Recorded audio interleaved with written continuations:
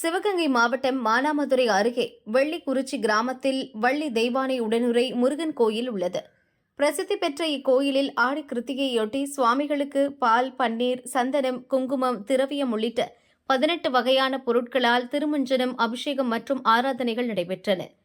மழை பெய்து விவசாயம் செழிக்க வேண்டியும் உலக நன்மைக்காகவும் பாத யாத்திரை திருப்பணிக்குழு தலைவர் ராமகிருஷ்ணன் தலைமையில் 751 திருவிளக்கு பூஜை நடந்தது.